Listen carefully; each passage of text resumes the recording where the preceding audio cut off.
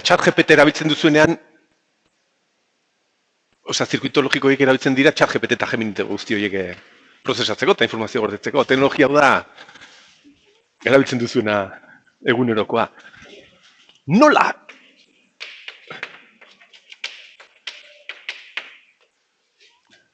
Nola egiten da? Badakigunarekin, egin behar da. Erabili behar ditugu MOSFET transistoreak. BJT transistorea potentzia aplikazioetan gehiago sortu behar zaigu, etengailu bezala aritu geha, eta MOSFET transistorea ikusi genuen, ariketa gutxi, polarizazio gutxi, zeren bere aplikazio nagusia izan behar da orain, digitalean. Ate logikoak egiteko. Ate logikoak, zirkuituak, prozesadora, mugikorrak, zuntz optikoa, adimen artifiziala, konputazio kuantikoak egonkortu arte behintzat. Horren, ate logiko horiek egiteko, informazio zeroak eta batak prozesatzeko, erabili behar ditugu MOSFET transistoreak, baina horrelaxe, jarri behar dut hemen MOSFET transistorean eskematxoa, eta ikusi behar dugu nola funtzionatu behar duten. Etengailu bezala aritu behar geha.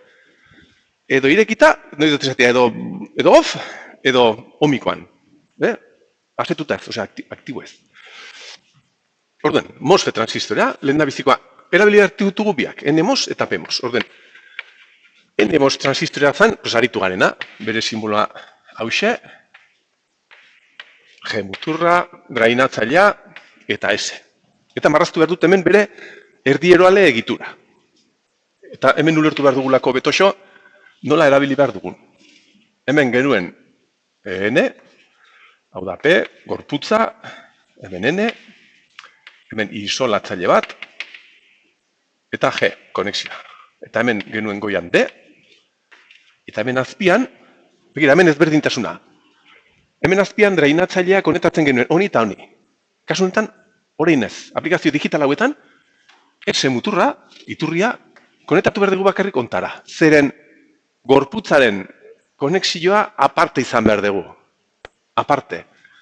Hemen txe, elektroa jarri behar dugu, eta gorputzarena, body, gorputzarena hori, laugarren mutur bat izan behar dugu.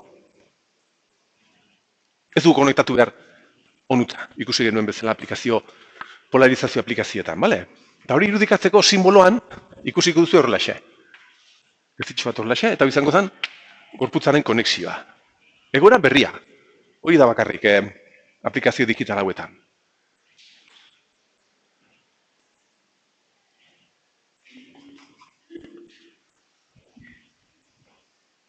Eta hauek egin behar dutena da, etengailu bezala funtzionatu. Hauek funtzionatu behar dute. D eta S artean, edo etengailu itxi bat bezala, edo irekita. Edo moztuta, edo gune omikoan, bai. Edo moztuta, edo intensitatea pasatzen, oso galera txikiekin gainera.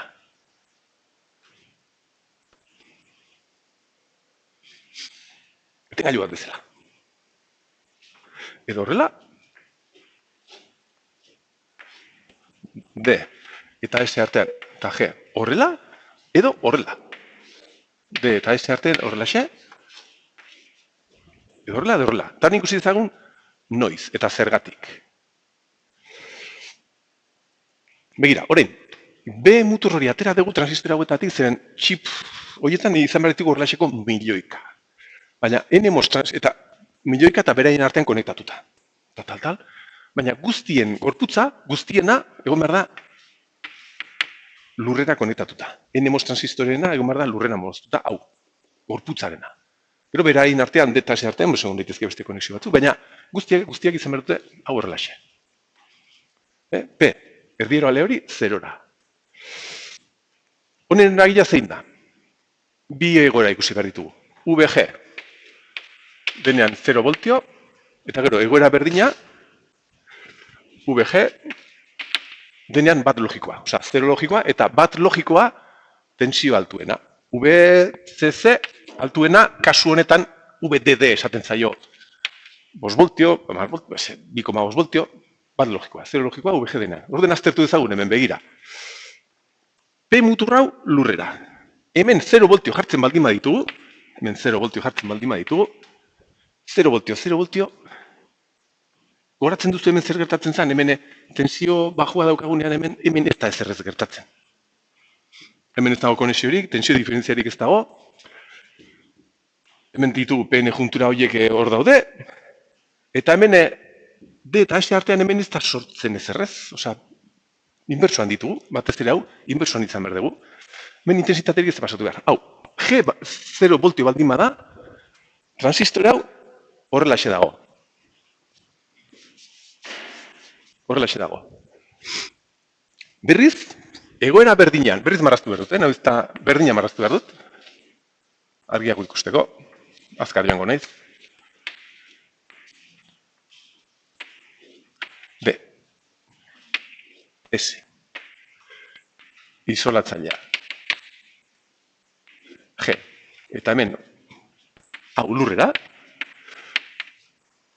Berriz, egoera honetan, sartzen baldin badugu, hau lurrera izan, eta hemen sartzen baldin badugu VDD, begiratzazue, elektrodo hau 0 voltiotara dagoen peontara. Hemen zer gertatu behar da? Hau da tensio masimoa. Hemen sortu behar da kanal bat. Osa, honengatik, honek eragin behar du hemen elektroiak hor gerturatzea eta kanal bat sortzea D eta S artean. Maila hartua sartzen badugu hemen, kanal potolo hau sortzen da, eta D eta S konektatzen dira. Honengatik, horrelaxe dago hau. D eta S artean, etengailu hori itxi zaigu. Hemen VDD jarri dugulako.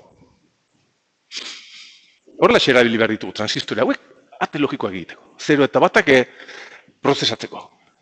Eta behar izan behar ditugu ere bai, bere lagun komplementarioak, bere lagun inbertsuak, PMOS transistoreak ere behar izan behar ditugu ikusiko dugun bezala.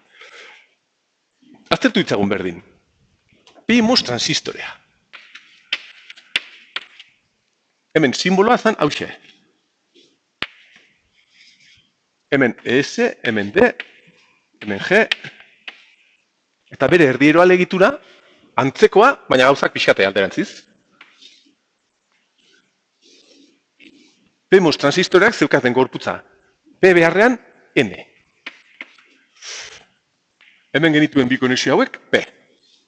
P eta P.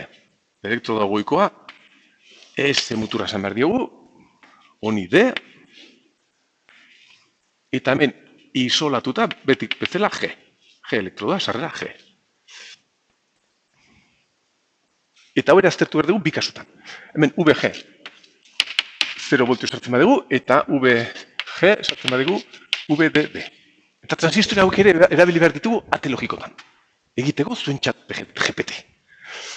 Gauza da, hauetan, el body, hau konektatu behar dugu ez lurrera baizik eta VDD-era. Tensio altura. Hau transistori inbersoa da, honek funtzionatzen du dena alderantziz. Gorputz hau, ene gorputz hau, tensio altura konektatu behar dugu. Horrein, aztertu dezagun zer gertatzen den, sarrera baldin bada 0 voltio. Eta hau irudikatzeko, hau horrelaxe, irudikatzen da. Muturra, horrelaxe irudikatzen da simbolotan, guk ez dugu erabiliko, Baina, adibidez, LT Spicen, uste dut simbolo hau konektatzen dela gora eta bera. Uste dut badagoela simbolan, sin más. Begira, hemen 0 voltio sartzen baldin baditugu, begira. Hemen VDD, hemen 0 voltio. 0 voltio hauek eragin behar dute, edo tensio diferentzia hauek eragin behar dute elektroiak urruntzea. Zeren hau dago tensio altuera, hau bajura, eremu elektrikoa izan behar da horrelaxe, elektroiak urrundu egin behar dira, eta hemen sortu behar da zulotxo kanal bat. Utsune kanal bat. Honen kontrako ideiarekin. 0 voltio dena. Eta kanal hori sortzen denean, S eta D artean, hau dago, itxita, horrelaxe dago. S eta D artean, hau denean 0 voltio. Etengailu itxita dago. Etengailu hau, itxita. Berriz, maila altua jartzen baldin badugu hemen, marraztuko dugu, ja bukatzeko.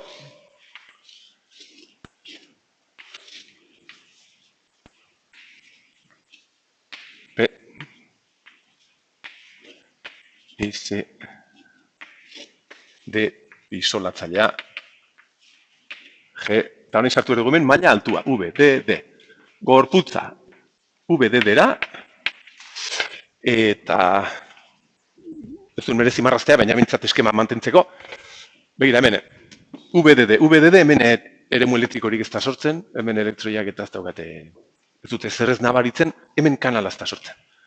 PN juntura hori inbertsuan egon bar da, hemen, eta hau irekita egon bar da, S, eta D artean hau irekita. Hau baldin bada, VDD. Dakigunarekin, hauxe gertatzen nahi da, gutxi gora bera, beti egon behar dira hor galerak, beti egon behar da resistenziatxo bat, hemen, baina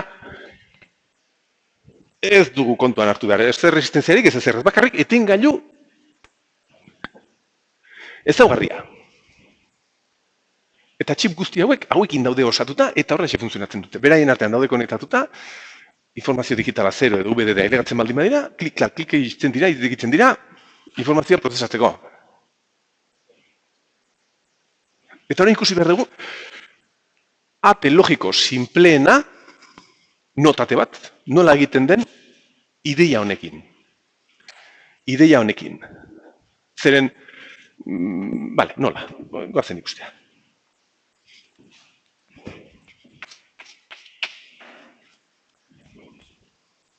Eta ideia honi izen bat jarri beharko digu. Gabiltza MOSFET transistoreak erabiltzen, eta gabiltza erabiltzen ikasi genuena eta bere osagarria, bere komplementarioa. Ez izen hori jarri behar diegu. Komplementari MOSFET, komplementari MOS teknologia. Hau bai galdetzen dugula, hau bai. Hau jarri gorrian, CMOS teknologiaren eskema. Komplementari MOS, daudelako MOSFET transistoreak bat eta bestea. N eta P, komplementarioak, CMOS teknologiaren oinarrizko eskema, jarriko dut, bai, oinarrizko eskema.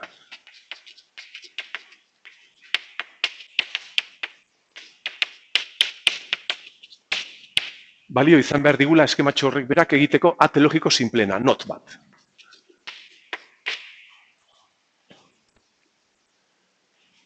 Baina, galdera da, zein da CMOS teknologiaren eskema, eta nola funtzionatzen du, horrela xe. Erabili behar ditugu horrelako transistore bat, eta horrelako bat. NMOS transistore hemen, SD, hemen transistore hori, eta hemen gainean bere laguna, bere laguna, PMOS transistora. Bere G-rekin hemen, hau da PMOS, eta hau da NMOS, eta konektatu behar ditugu horrela xe. Bakoitzaren bere drainatzaileak horrela xe konektatuta. PMOS honen bere S muturra VDD-ra konektatuta, eta honena lurrera. Horrela xe.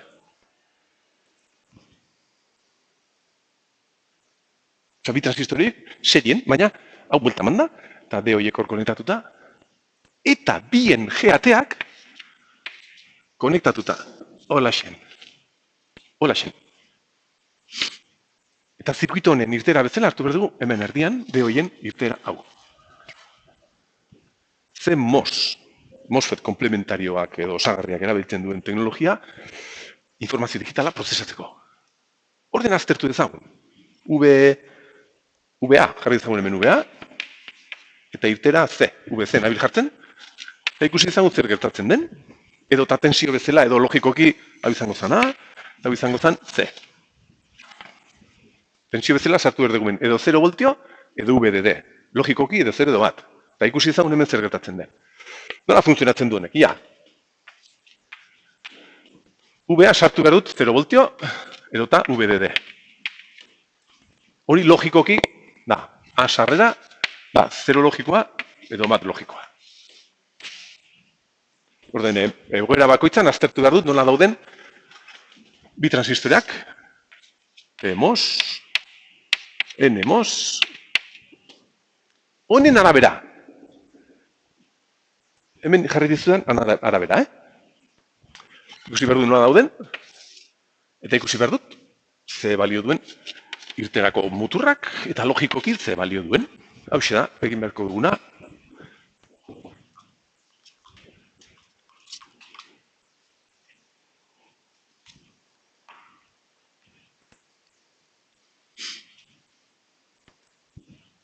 Venga, hasi behar naiz. Jarri behar dut hemen 0 voltio. 0 voltio. Hemen jarri du 0 voltio.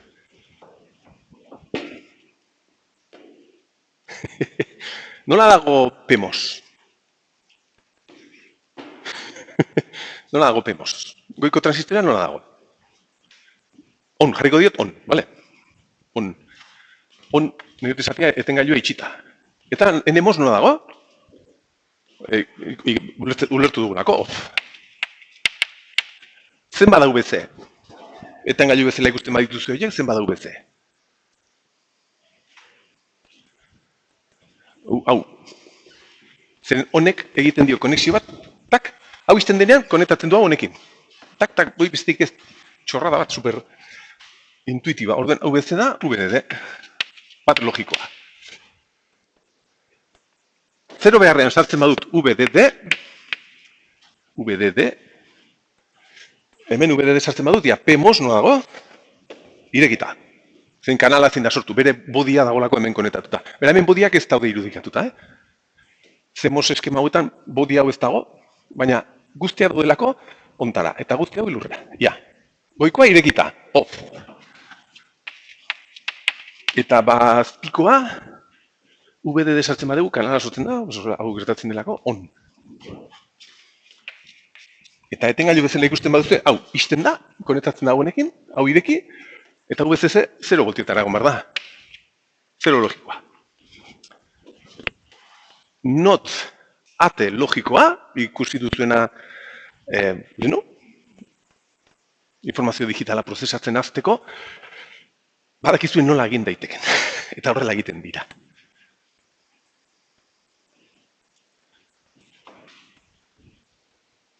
Eta hau bai gustatzen zaigu galdetzea. Hori, hau ez dugu galdetu, baina galdera polita ere izan daiteke. Zergatik jisten dira, zergatik gertatzen da hau, guzti hauek marraztu. Hau bai garrantzitsua, aurreko orduko dena ez. Hau bai.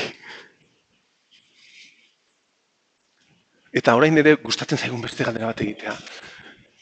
Hori nola fabrikatzen den erdieroale estruktura bezala. Zeren eskematxo hori benetazko bere erdieroale estruktura ere berezitxoa da eta hori ere gustatzen zaigu galdetzea. Orduen, atal hau izango zen, CMOS teknologiaren erdieroale estruktura. Osa, marraztu behar dut, bi transistore horiek ondo marraztuta erdieroale bezala.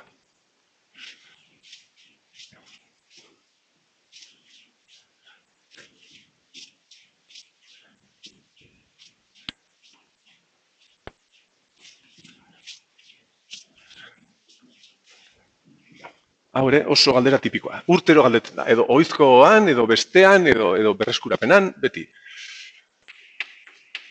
CMOS teknologiaren komplementarimos erdieroale egitura.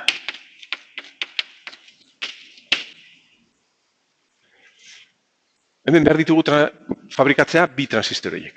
Ba, begira, prozesu hau izan behar da. Hartu behar dugu, harri koskor handi bat, handia.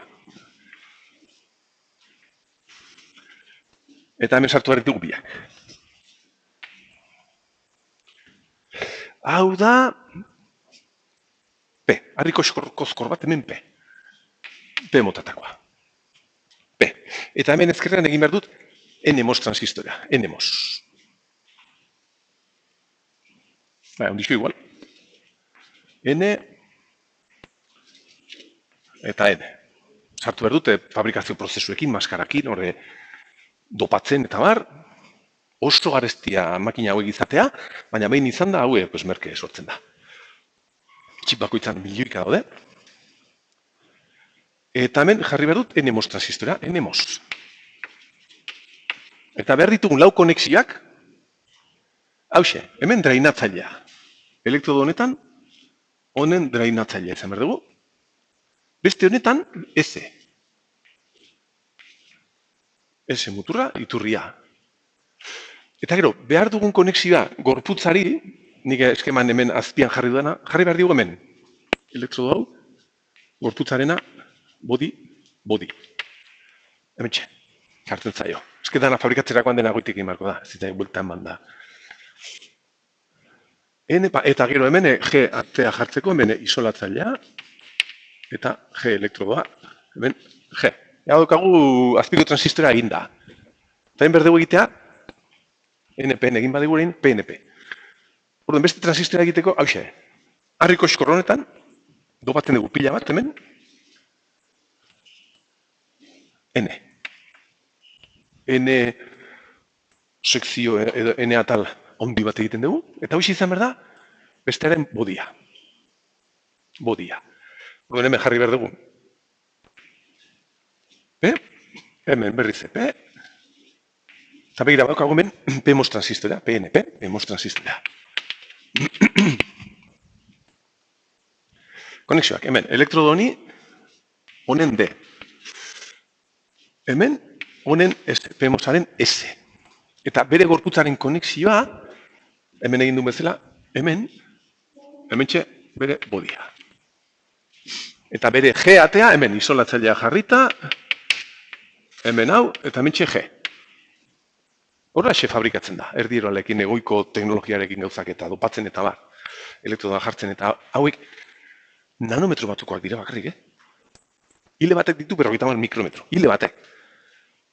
Osa, nanometro bat, osa, mikrometro bat, hile bat zati 50, eta hori nanometro bat, hori zati 1000. Eta gero, konexioak horra izango ziren, beira, bi transistore horien, bi drainatzaileak daude konektatuta, D eta D. Eta izan berdea iterra.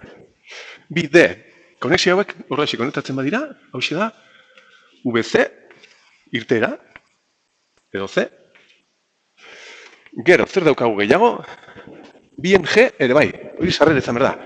Bi transistor hauen G muturra konektatu daude, eta hori izan berda, VA. VA edo A sarrera. Ben irtera. Gero, PMOS transistorea, bere SSS, nola genuen,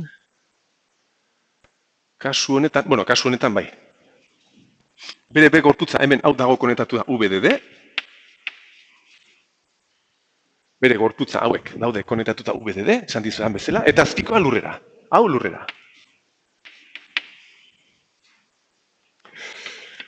Eta egoera zehatz honetan, transistore gehiago ez ditugu gehiago konektatu behar beraien artean, beraz, hau konektatu behar dugu onutza lurrera ere bai, eta hau onutza. Beraz, nota teori horrela izango da.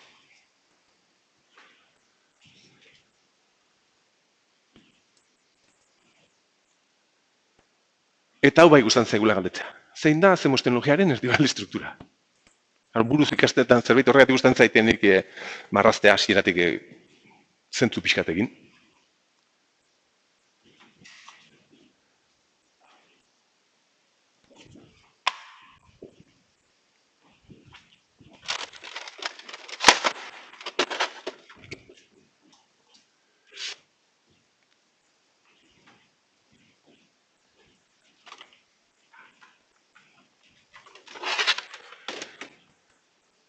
Eta hori izango zen notate bat.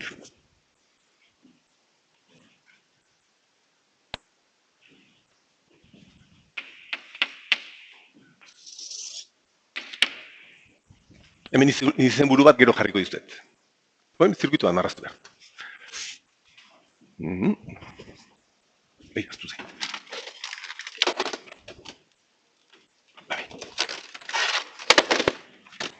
Begira. Horrein egin behar dut hemen zirkuitu bat, lau transistorekin. Hemen, gure PMOS bat. Hemen beste PMOS bat.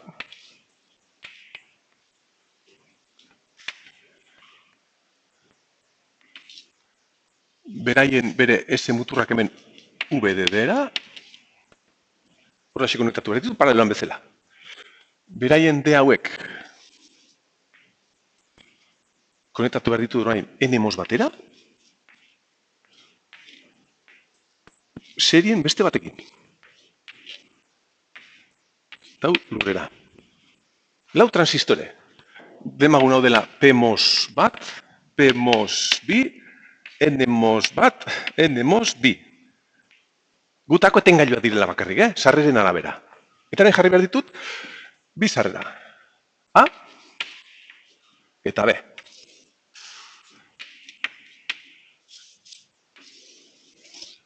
A eta B. Digitalak, hemendik sartu behar dugu 0 voltio du BDD, eta konektatu behar ditut A, hoietako batera, eta A, ontara, adibidez. Osa, paraleloan dagoen bati, eta zein dagoen beste bati. Eta B, konektatu behar dugu bestei, onutza, eta onutza. Eta hauek egiten dira, horraxeko ideiarekin. Kasu honetan, hauen eze, hauen drainatzailea, honen eze konektatuko zen. Ez bere gorputzera, baizik eta urrengora. Urrengora, holako batera, eta berea bailurrera. Baina, bueno, hau ez dugu egin behar erdiero ale bezala. Baina, konexio guzti horiek ere, hemen txegongo ziren. Errealitatea, zirkuito eskema. Eta hori hau aztertu behar dut. Etengailu bezala, eta guai galdetu ezakegula. Orduen, aukera guztiak, VA eta VB sartu behar ditugu, bietan 0 voltio, edo 0 voltio VDD, edo hemen VDD 0 voltio, edo bietan VD.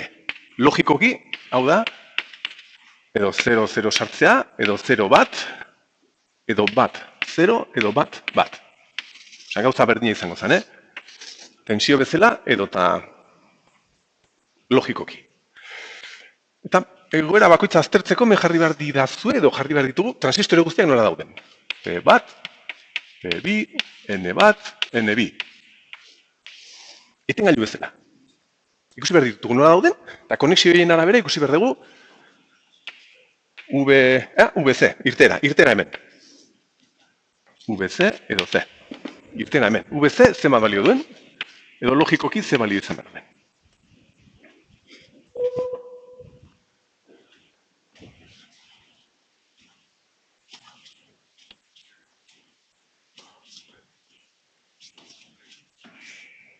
Hau bai, gustatzen zaigula galdetzea, hau beti dagolako galderaren bat.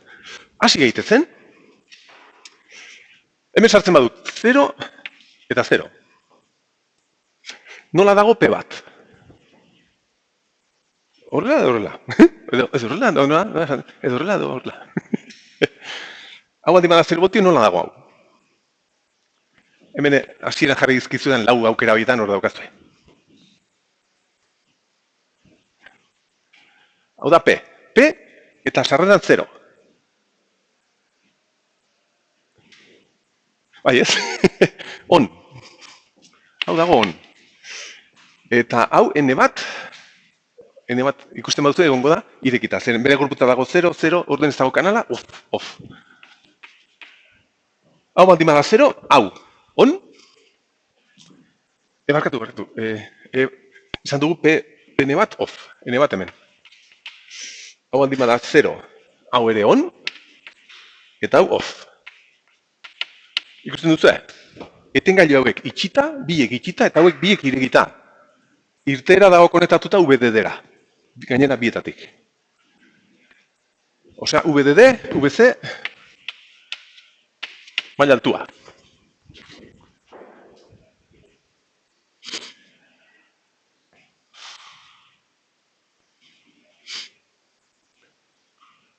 Venga, gozen, eske hau erraxa da, 0 bat, VDD. 0 voltio, VDD.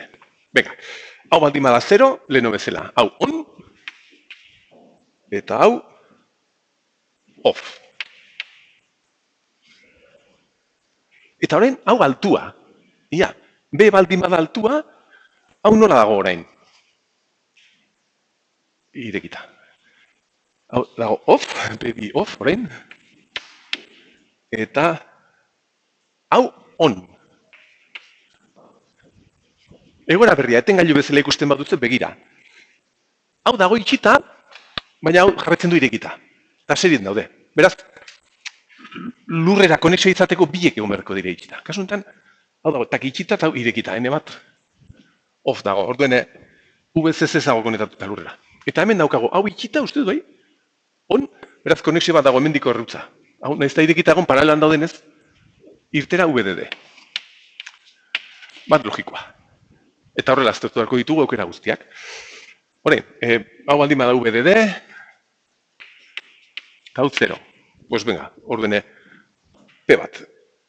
Egon behar da off, N bat on, hau egomar da on, hau on, eta hau off, eta ikusiko duzu hemendik onutza dagoela konexioa hemendik. VDD. Eta hori azkenekoa, hau bai, jarri behar ditut biek maila altura, VDD. Biek maila altuan baldin badaude, orain bai, orain biak, bi P horiek irekita daude. Biek daukate sarreran VDD, biek irekita. P bat, irekita, P2, irekita. Eta orain berriz, bi hauek on. Bi etengailua daude itxita, biek altua daudelako. Eta orain bai, hau hiri esker dago konexio bat lurrera. Hemendik lurrera. Beraz, irterako tensioa izan behar 0 voltio, 0 logikoa. Zer eragiketa logikoa da hau? Ba, gogoratzen baduzte, and zan 0, 0, 0, bat. Eta NAND da kontrakoa. Bat, 0. Hau da, NAND ate logikoa, NAND atea. CMOS teknologiarekin. NAND atea. Egiteko erraxena. Bueno, norrere bai. Teknologikoki egiteko bakarrik 4 transistore. AND bat beharko bagenu, AND bat behar dugu. NAND bat eta gero NOT bat. 6 transistore. Osa, AND matematikoki simpleago dela, baina AND behar ditu 6 transistore eta honek bakarrik 4. Horregatik dira, da horren garrantzitsua.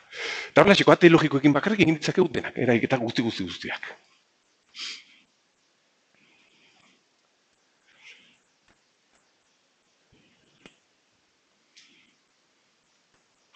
Horein, praktikatu behar dugu antzeko zerbait, baina nor atea. Jarri behar ditut hemen P mosoiek serien eta N mosoiek paneloan, eta aztertu behar dut igual. Aztertu behar dugu igual. Atea behar da, hor atearen kontrakoa, ere egiteko erraxa, nor atea. CMOS teknologiarekin. Da, goiko transistorak serien, goiko PMOS, holaxe, serien, P bat, P2, VDD, eta azpiko N mosak paraleloan. N, simbolo horixe, eta beste bat hemen. Hauek paraleloan. Beraien S hauek lurrera. Hauek beraien artean konetatuta horlaxe. Irtera hemen, berriz, erdian, VC edo C logikoa, baden bi sarrera A eta B, digitalak. Eta bakoitzak konetatu behar dut, oitako batera eta oitako batera. Konetatu behar dut, onutza eta onutza adibidez, eta B konetatu behar dut, onutza eta onutza adibidez. N bat, N bi. Venga, aztertuko dugu horrela berriz da.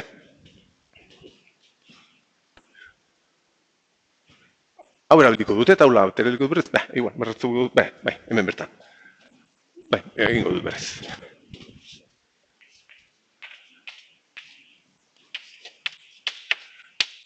Kopiatzen duzen bitartean.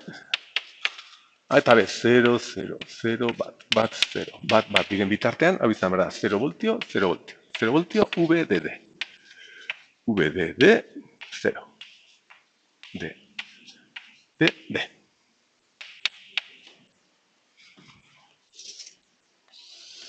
Eta P bat, P2, N bat, N2, VC, edo C logikoa, ja nola dagoen.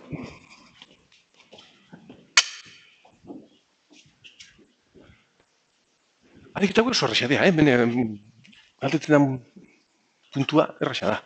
YouTubeen baditut horrelakoak egin da, Venga, sartu erdu, 0 voltio hemen, 0 eta 0. Eta berriz, gogoratu beharko dituzue hasierako egoera guzti horiek, lau egoera horiek. Hemen 0 sartuta, on. Zeren bere gorputza dago BDD, hau 0, tensio, on, kanala, on. Hau 0 bada, haure on.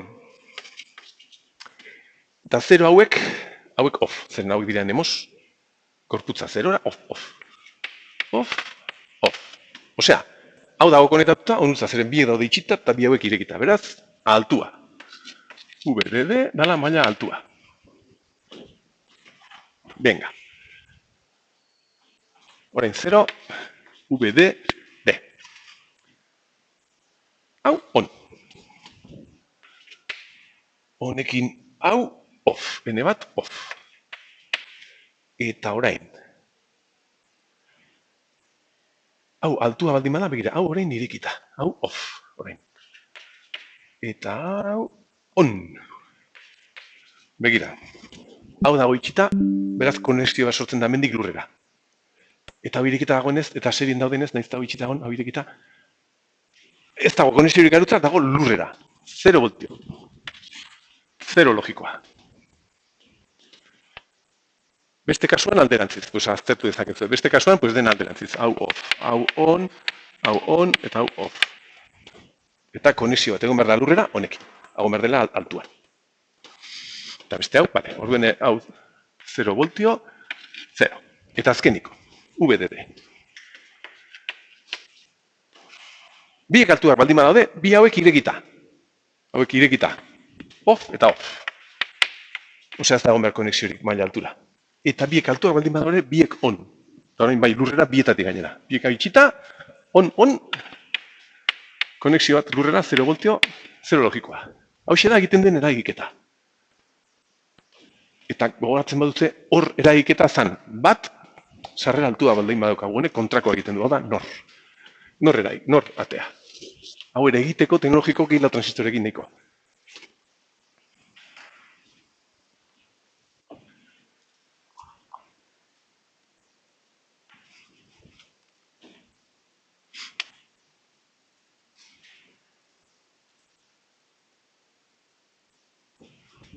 Azkenekoa azkarra ingo dut.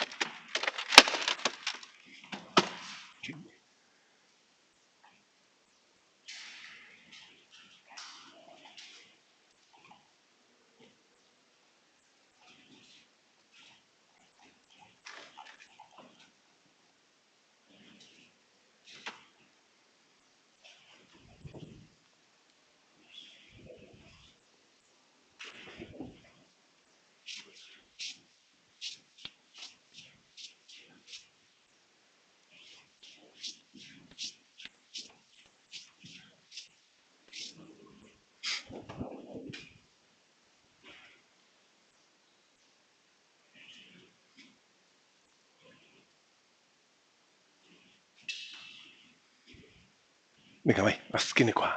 Hau, izenburua gero jarriko dizuet, eta zirkuito bezala azkar joango nahi aztertzen, bale?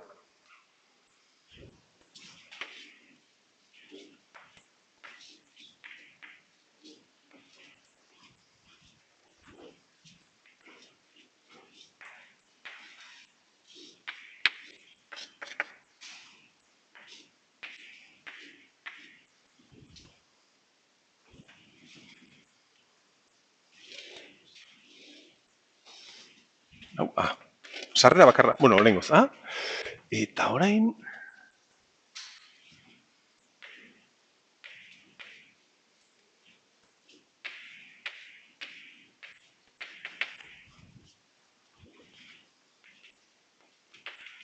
Ez ikaratu, VDD, eta orain...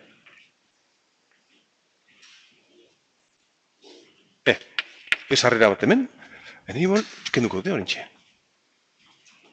Eta ontara. Hau onutza, eta hau onutza. Ez ikaratu.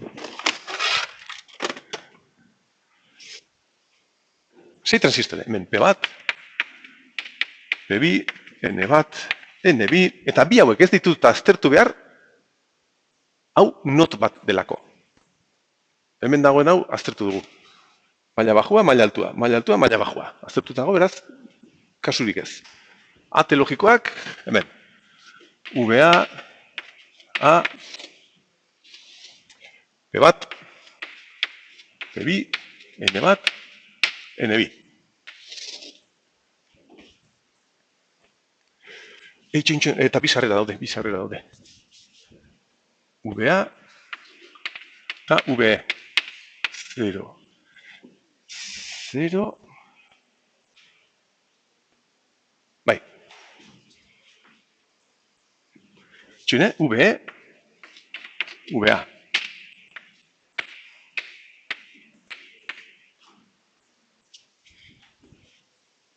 hemen gauza berri berezi bat gertatzen da. Venga, enable.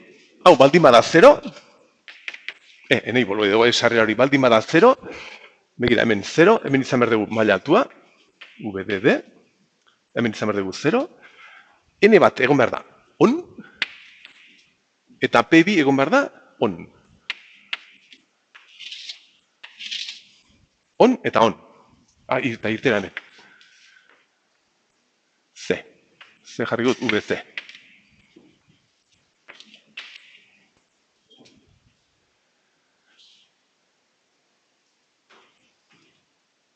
Bi kasu hauetan, hauek daude konektatuta. Eta horien aztertu ezagun, baldin bada 0, hau dago on, eta hau dago off. Beraz, eta VC dago konektatua hemen diko nutza, maila altua. VDD. Jarraituko dute, gero zuek aztertuko duze, bale? Poliki bideoan geratuko da.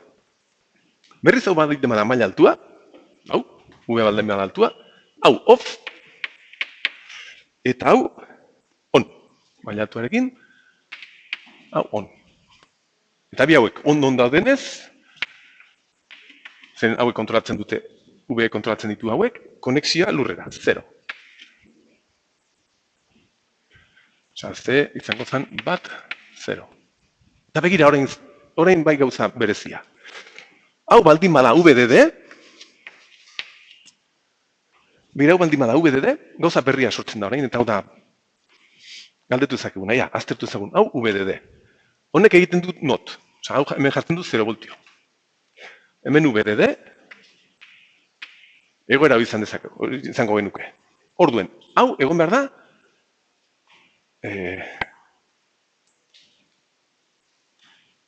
nola egon behar da hori? On eta hau on, bieko, joder. Gaizki egin dut, ez? Dios! Osa, zuzentzeko modu garbiena hau izango zen. Hasieran, hau baldin bazan altua, hau da 0, on. On.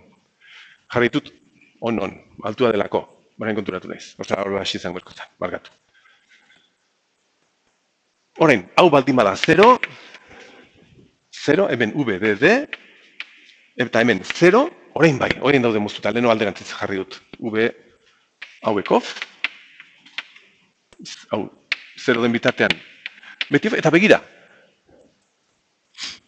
gure irteera, hau denean 0, gure irteera, honen ondorioz izan behar ditu, hau irekita eta hau irekita.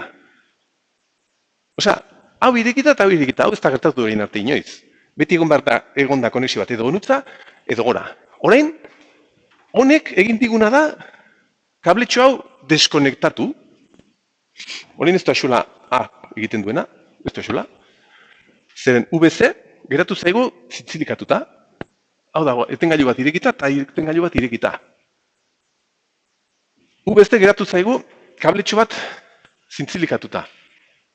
Impedantzia altuko irtera bat daukagu hor. Impedantzia altuko irtera bat. Hau, 0ra daukagunean. Hemen ez da xola zer egiten duen honek, ze transistorak nola dauden, hau daitezke itxita tal, baina zeren hau beti geratu behar da, orain isolatuta, zintzilikatuta bezala. Impedantzia altuko kable bat bezala. Eta hau, oso erabiligarria da, bus berdinak nahi baldin baditugu erabili zirkuito digitaletan. Honen eskematxoa hau izango zen. Honek egiten duena da, VDN-ean bat, atea funtzionatzen du normal, eta egiten du not eragiketa bat. Ikusten zuen 0 bihurtzen du batean, eta bat 0an. Honek egiten du not eragiketa bat, eta C artean, enable sarrera hau baldin bada bat. Hau jartzen baldin badegu batera, not ate bat. Desaktibatzen baldin badegu atea, impedantzia altua. Eta oso baliagarria da erabiltzeko edo konektatzeko irterako ate hauek bus berdinetara. Zirkuito ezberdinak bus bera erabiltzeko aukera izateko. Zuk desaktibatu dezakezu zirkuito bat hau zerora jarrita, edo aktibatu dezakezu zu egiteko zu nahi duzuna. Eta honen izenburua da impedantzia altuko irteerak.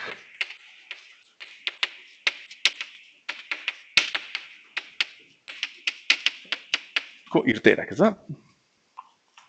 Lortuko irteerak. Hor teorian daukazue, hiru egoerako not atea. Baina nik uste dut hau zehatzago dela. Impedantzia altuko irteerak lortu ditzakegu horrelaxe konetatu da. Enable hori not batekin eta horrelaxe.